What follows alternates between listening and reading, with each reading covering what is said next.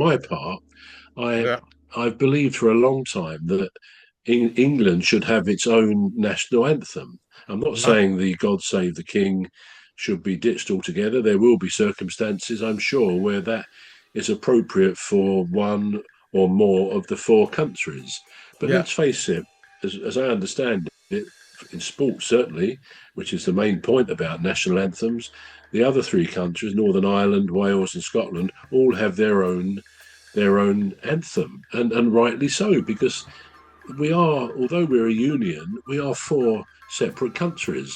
Mm. And I just think it's a shame that in England, it's almost like there's no encouragement from the powers that be to actually ever recognise our Englishness on the Mm. football field or in other events, whether they're sporting or other things. I think as English people, we should have the rights to be proud to be English, and yet it's almost something we're not allowed to be. So I'm going off a little bit, not politically, but if we're talking about national anthems, I think, I mean, people have suggested something like Jerusalem because it talks about England's hills and so on. Why Right. shouldn't we have a song that relates to England? It's almost like, oh no, we mustn't do that. We mustn't upset the other three countries, which I don't think it would upset them anyway, because they do the same thing. Anyway, I'm going off on a bit of a rant, and that's not what I want to do. But yeah, to come back to your original question, I don't Right. think it was controversial that Thomas didn't sing, but I would like to think sometime in the future, certainly at the World Cup, in what 26, I believe, isn't it, next year, that I think he probably will, if he's still in office, he's still in place. I think he will sing as an honorary, proud Englishman, and I think there's something really good, I have to say, about a German being an honorary Englishman, or vice versa. I like the fact that Kane, Harry Kane, is like an honorary German footballer, even though he's not that. But to two countries that have got a bad history together, and even in more recent years, footballing rivalry. I think there's something good now that we can have a German football manager running our national team. I think that's brilliant. I really do. Mm.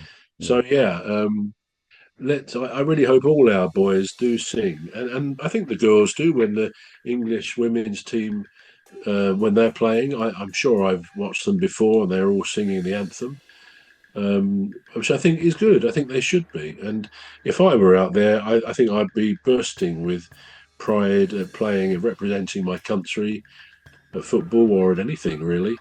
And Mm. I would be singing the song, the anthem, pretty heartily.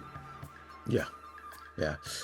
Now let's just do an in-depth analysis of the players that actually played. Let's start with Harry Kane. We love Harry Kane, don't Yeah, we? And in both games, in both matches, he actually scored a goal each. he did. Um, yeah. Now, what do we think of Harry Kane as per his current form now? Are the goals Yeah, I mean, indicating? I think. Yeah. Go Sorry, on. go on. Sorry. Yeah, I was No, I was just only saying. going to say. Yeah. Yeah. Yeah, I was just saying. Go on after you. Are the goals that he scored at the moment, are they indicative of his current form, or was he just lucky? What do you think? Oh, no, I don't think he was lucky. I think Harry Kane is brilliant. I've always maintained from his Spurs days that he's a world class footballer, and I know some others don't agree with that. They say no, he's a good goal scorer, but he's not world class. Well, I've always maintained he is, because really a striker, you could argue, is playing in the most difficult position, because very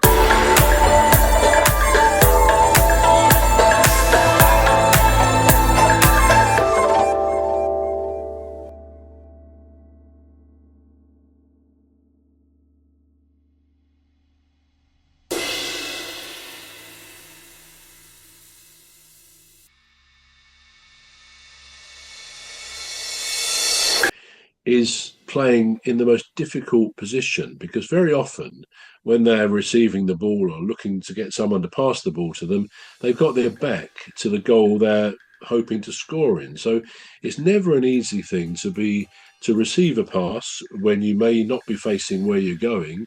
And then, because you're inevitably immediately crowded out by defenders, midfield players, but he's always had that ability either to lay off a pass very quickly because he's got great awareness of where his teammates are, or to actually, create a fantastic pass cross field and all that. He's very good at doing that, or just bludgeoning his way through with some very good footwork.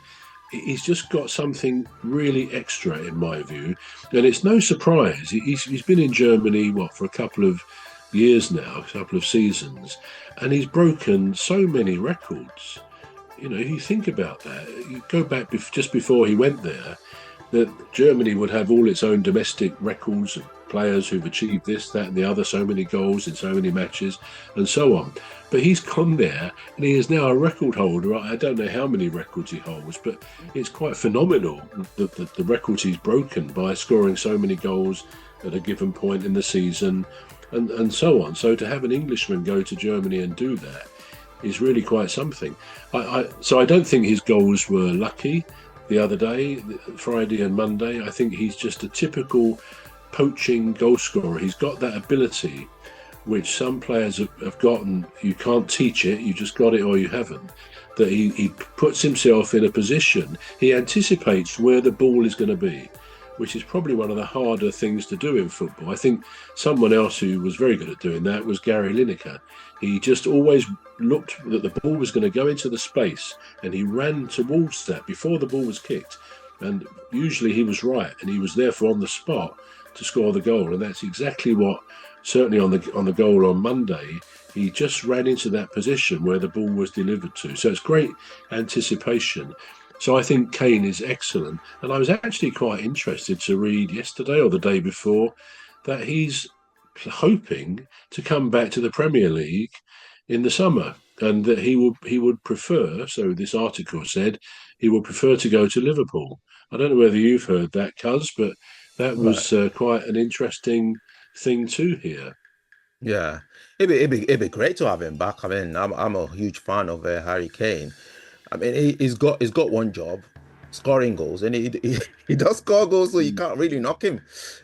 He's there, like you said, he's there when anticipating the ball, and he does a good job with it. So you can't really knock him. I think he's a world-class player. I haven't, just to answer that question, I haven't heard